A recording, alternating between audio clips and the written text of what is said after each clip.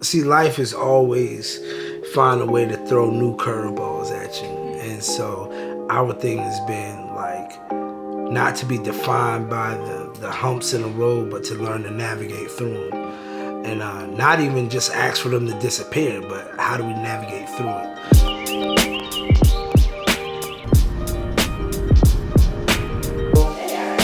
They got a real dope like fishing grits.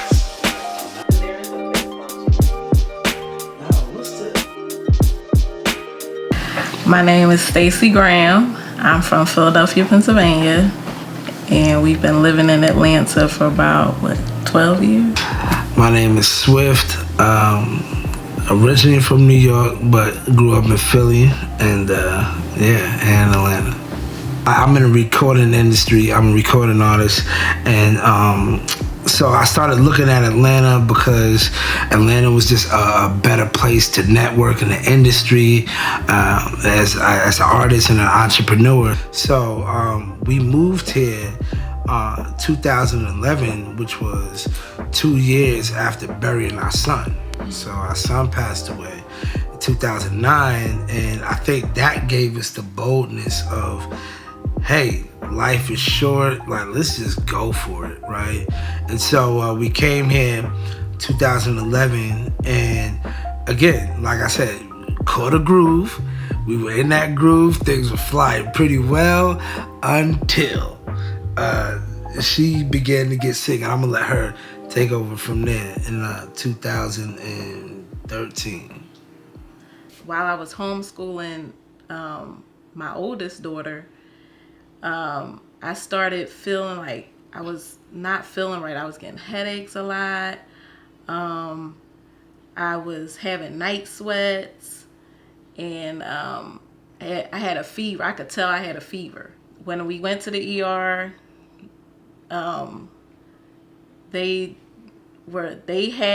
the doctor there had an idea of what I possibly had, but she had to go to another doctor to like confirm it.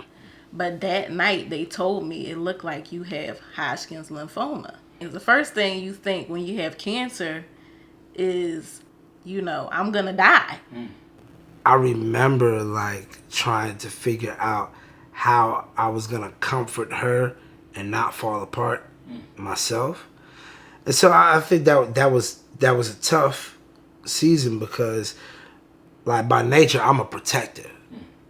Like that's just who I am. And so to have to navigate through a space where like you can't protect her from this. So I'm like, all right, well, she probably got like a bad stomach bug. I'll go to the hospital, pick her up when she's done. But when she called me with that, my first thought was my son. Because mind you, a couple years before, we just buried our son. And so I'm like, God, how could you? Like, my son, and now I have to bury my wife? After she was declared cancer-free, then we started to look to the better life. Like, okay, all right, we got that. Let's get back on top of this horse.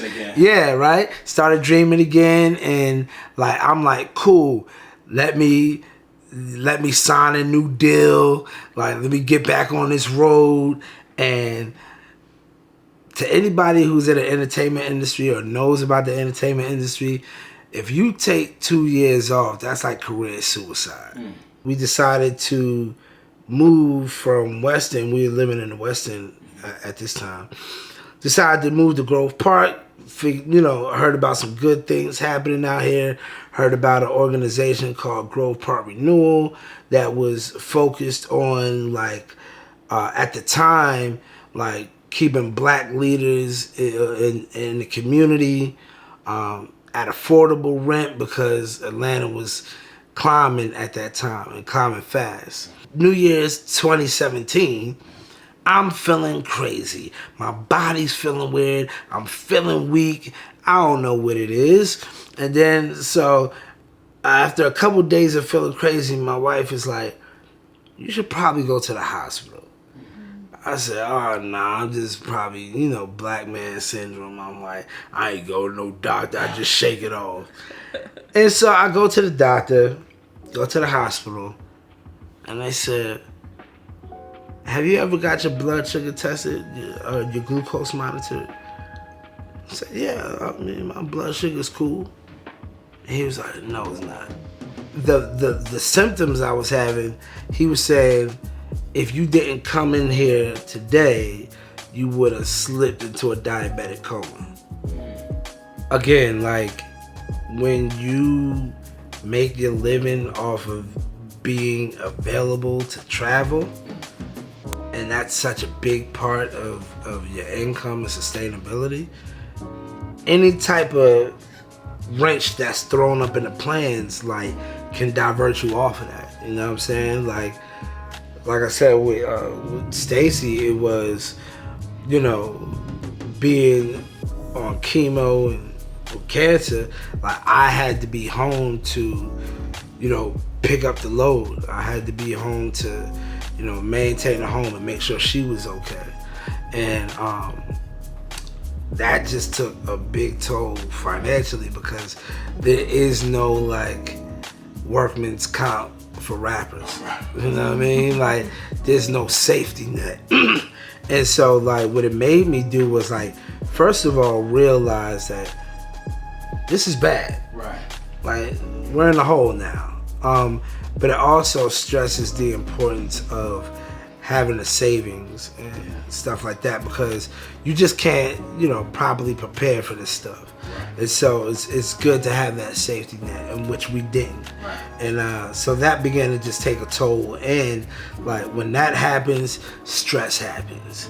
And when stress happens, more sickness happens. And then you end up clawing at each other, because both people are frustrated and really don't see the path forward. How are we gonna make it through this? How are we gonna navigate this? And so I think that the financial pressure kind of just added to the emotional, mental pressure. Talk to me about 2019.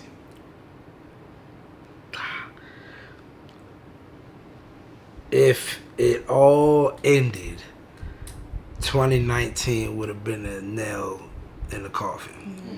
November 1st, 2019, my mom passed away unexpectedly. Like I told you, I'm a natural protector. I've been protecting the women in my life since I was born. And so I take pride in being able to do that. One day my mom said one of the reasons that she moved down to Atlanta is because she felt safe with me. And so to see her in the hospital bed, see the fear of death in her eyes, and I can't do nothing about it, and then watching her take her last breath and leave me, it was a pain and a devastation that I wouldn't wish on my worst enemy. And it was that kind of tanked me. Like, it's 2022 and I'm still climbing out of that. But even in that, to come back to a space, to go through a pandemic, right after seeing that, but during the pandemic, coming to a space with my wife saying, but we can't stop dreaming. You know what I mean? Like, she's actually promoted that. Like, we gotta push forward. We have to go towards our goals. Yeah. Any one of those things by themselves is enough to consign somebody to a lifetime of despair and anguish and regret. Y'all had all of the worst things imaginable take place, literally like clockwork, every 2 years. How in the midst of all that, what was it that made you say that? I have to say my faith in God. You know, you have those times when you're just down and, in despair, and you don't know what God, like, you're like, God, what is happening here? But just my faith, just continuing to pray, the support of family and friends, support of my husband, like, that just kept me going. You know, learning what it's like to dream again. See, the theme is twofold, right? The theme is shit is always gonna happen to throw you off your rocker, and that's cool. But the other side is always dream again. Yeah. Always dream again. You get knocked on your ass, get up, dream again. You get knocked on your ass again, get back up, dream again. So, yeah, I'm dreaming again. We're dreaming again. We met Erica when we were living in the West End. We lived across the street from her. And, you know, we became friends. We were involved in this advocacy group. And I remember when she transitioned from like working in the bank to trying to get into real estate. And when she was doing a cohort, I was like, I gotta join that, because it was about like buying a home and being an investor, because that was another goal. We wanted to be real estate investors as well, but we wanted to, you know, buy that first home. I felt like we could be home buyers. It was just, you know, how do we get there? Right. Like, what are the steps? What do we need to do? And like being in her cohort helped me see like you can do it. There's options. She always says there's options. There's ways of doing it. And so like that made me see like we can do it. We just got to figure out, you know, how it's going to work out, you know. And we kept, you know, pursuing it. Home ownership to me was like, it was a goal, but I didn't really experience home ownership growing up. You know what I mean? Like, after my mom and pop got divorced, like, me and my mom and my brother and my sister, like, we just moved from house to house to house almost every year. Yeah. Like, just moving. And I was determined that my daughters wouldn't know what it's like to live out of a box, because they're not going to be there for longer than a year. Right. When we heard about Erica's cohort, like at the time I was working on an album, so I couldn't really get involved in it. But Stacy was able to do it, and like Stacy's coming back to me and talking about the burn method, the step up, and like this. We go this, and I was property a year, buy property a year, crazy. And then, but as she started talking to me more about it, and I'm starting to think, it is possible. And then like, so you think like, all right, home ownership is possible, right, but is it possible for us? Right. And like, so at this point, like my mindset is, but every time we leap out, something comes and shatters everything. So I'm like waiting for the other foot to drop. Like, hold on, we really gonna do this? And then when we started sitting down with the financial advisor and started to see, I think a lot of people doubt that it can happen because they don't see a clear path forward.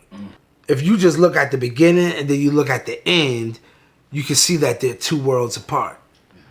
But to see the beginning, see the end, but see the path is everything. Mm-hmm. I'm gonna tell you, it didn't strike real, right? Until we were at the closing table. Yeah. And they handed the keys over. Then I said, hold on, it's kind of real. But after closing, we came back to this house. And we used the key. And we opened up a door. That's when it was like, damn, this really happened. Mm-hmm. And at that moment, and this is going to be the last thing I would say, I'm going to pass the mic back to the lady. But at that moment, in my mind, as a man, you gotta think, like, a protector. Right. So as a man, I'm like, this isn't just what we've dreamt of, right? This is, we're providing legacy and equity for our children. And what more protection is it than that? Like, we're protecting their futures. And so, that hit me more than, we have a nice house that we can chill in and, you know, furnish up and make it look cute. It was like, no, this is the beginning of financial freedom for our family, generational wealth for our family. And so now it's like, now we talk about the house, it's like, all right, well, it's just the first one. Yeah. Because I'm already looking at the house next door, like I want to scoop that up too.